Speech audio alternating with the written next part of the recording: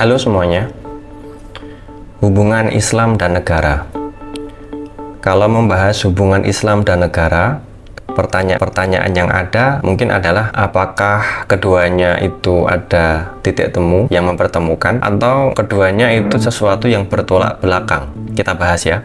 Sebagai konsep, agama dan negara memiliki karakter yang berbeda. Islam misalnya dan agama yang lain tentu saja secara sederhana dapat dipahami sebagai sistem kepercayaan atau jalan hidup. Nah, sementara agama tidak bisa dipahami secara sederhana seperti ini. Negara nggak bisa dipahami secara simpel seperti ini. Karena negara adalah bentuk asosiasi yang kompleks antara manusia atau struktur sosial yang membedakan struktur tersebut dari struktur yang lainnya. Perbedaan ini menyangkut banyak hal, banyak aspek, karena negara adalah hasil kesepakatan struktur itu untuk berdaulat dalam teritori tertentu, menggunakan ideologi tertentu, bahasa, hukum, bahkan mata uang yang khusus bagi kedaulatan mereka. Adanya perbedaan ini kemudian mendorong banyak sarjana untuk terus mencari gimana sih sebenarnya hubungan antara Islam dan negara. Dari pencarian ini muncul setidaknya 3 model pemikiran utama. 1. Fundamentalisme, 2. Sekularisme, 3. Substansialisme. Fundamentalisme mengusung gagasan bahwa Islam dan negara tidak bisa dipisahkan, seperti Maxim yang mengatakan Al-Islamu dinun wa daulah. Islam itu adalah agama, ya sekaligus negara. Paham ini mengusung negara Islam atau teokrasi di mana kedaulatan ada di tangan Tuhan, bukan di tangan masyarakat. Hukum negara adalah hukum Allah, dan kepemimpinan dalam paham ini itu bentuknya bersifat religius. Maka perintah pemimpin adalah layaknya perintah agama yang harus diikuti. Model gerakan ini akan terus mengusung gerakan negara agama. Contoh dari model seperti ini yaitu Arab Saudi, Maroko, dan negara-negara Islam yang lain atau negara-negara agama, misalnya Vatikan. Secara tekstual mungkin ya, secara teks agama mungkin ini terlihat akurat, terlihat sesuai dengan teks agama. Tetapi paham ini jika diterapkan dalam masyarakat yang multikultural itu tidak cocok, karena ya kalau negaranya bentuknya adalah negara Islam misalnya, sementara masyarakat yang mendiami area itu adalah masyarakat yang multikultural, yang agamanya berbeda-beda, tentu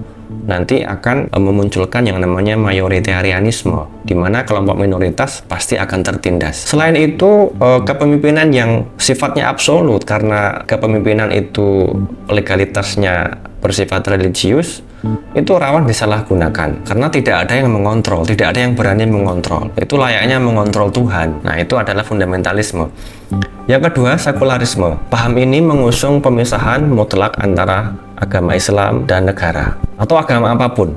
Pokoknya negara hanya ngurusi masalah publik, masalah umum, sementara agama dikembalikan ke urusan privat. Islam sendiri tidak mengusung satu konsep negara tertentu ya, teokrasi, kerajaan, daulah, dinasti, demokrasi, dan lain sebagainya. Nabi Muhammad SAW itu menjadi pemimpin hanya bersifat spiritual. Nabi dalam hal agama itu tidak seperti raja. Kalau raja itu dalam kerajaannya ia bisa memaksa kepada rakyatnya melakukan sesuatu, tetapi Nabi itu tidak diperintahkan untuk memaksa. Dia diperintahkan hanya untuk menyampaikan agama. Nah, oleh sebab itulah paham sekularisme mengkritik fundamentalisme yang menyatukan antara agama dan negara. Paham sekularisme itu bukan berarti tidak mengakui adanya agama. Paham sekularisme mengakui bahwa Tuhan itu mungkin berkuasa di langit dan bumi,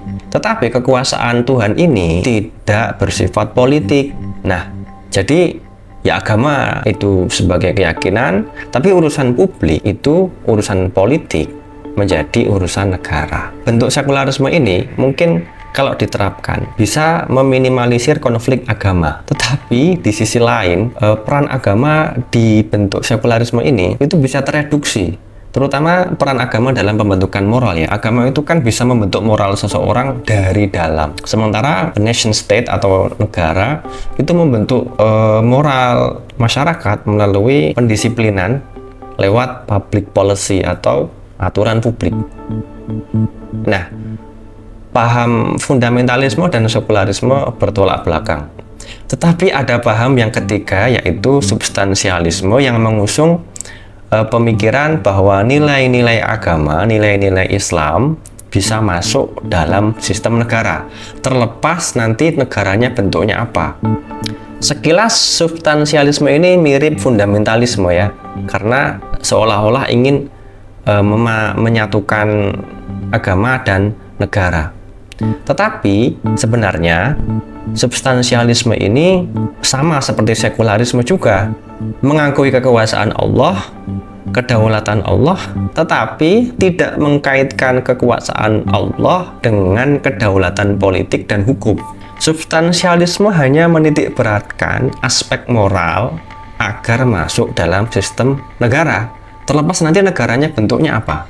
Prinsip-prinsip Islam, prinsip-prinsip agama apapun dalam pemahaman substansialisme seperti keadilan, kejujuran, persamaan, di mana semua agama mendorong prinsip-prinsip seperti itu bisa ditegakkan dalam sebuah negara, walaupun nanti negaranya misalnya berbentuk demokrasi.